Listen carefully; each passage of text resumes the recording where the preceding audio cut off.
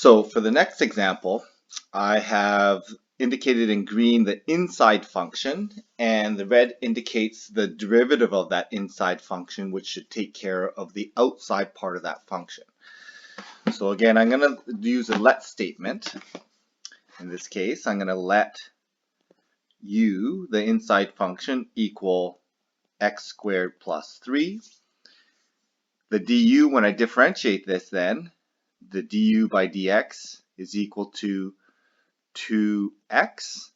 And since the dx on the bottom here, I can algebraically put up here, so I'm just going to go times dx. And then I'm going to have expression for du, and du then is equal to 2x dx.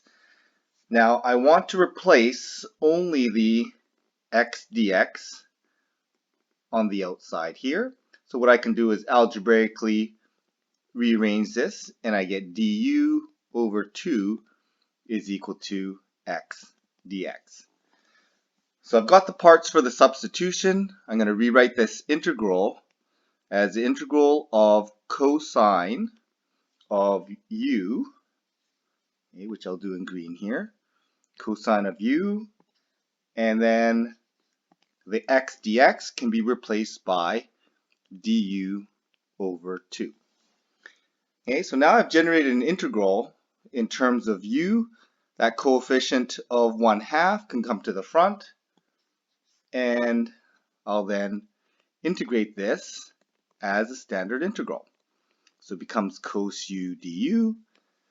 That's an integral in terms of u, so the antiderivative of cos u is going to be sine u plus c. Okay, and then again I want to replace that u in making an x expression.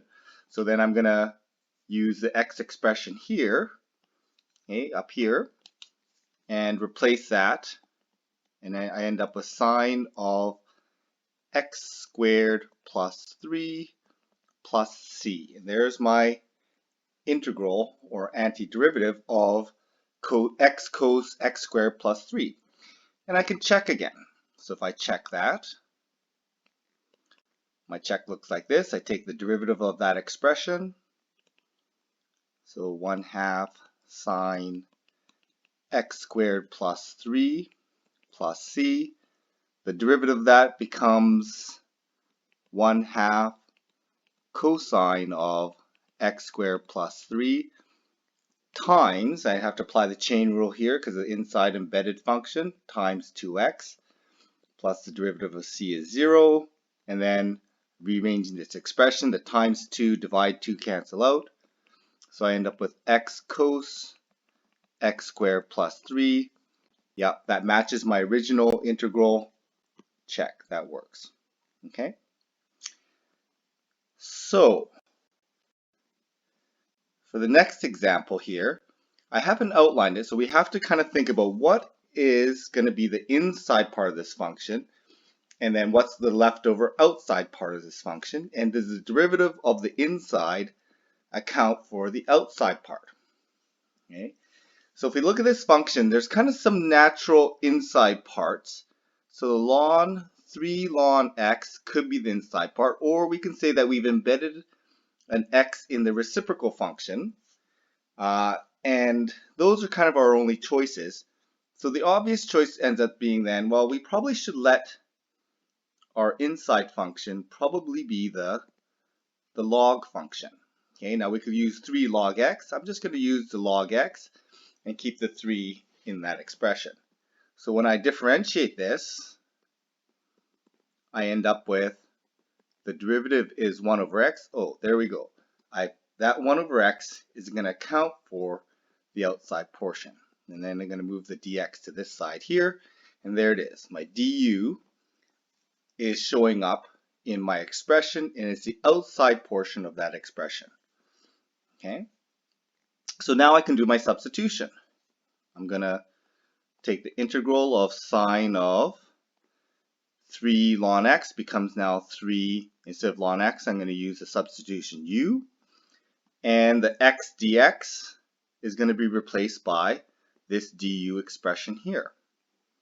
Okay, so it's just going to be times du. So I've replaced the 1 over x dx, which is showing up here. I'm going to replace all of that expression with a du expression. Okay, now my new expression is an integral of sine 3u. Well, that's a standard integral. I can anti-differentiate this with negative cos 3u all over 3 plus c. And again, I want to express this in terms of x's, so instead of using u, I'm going to use an equivalent ln x, which I've established up here. So I get negative cosine 3 log x over 3 plus c. Okay, so there's my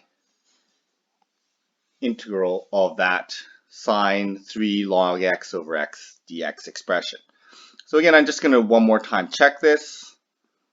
Okay, we don't really need to be checking every single time, but we should be checking just to make sure that what we're actually doing is in fact correct.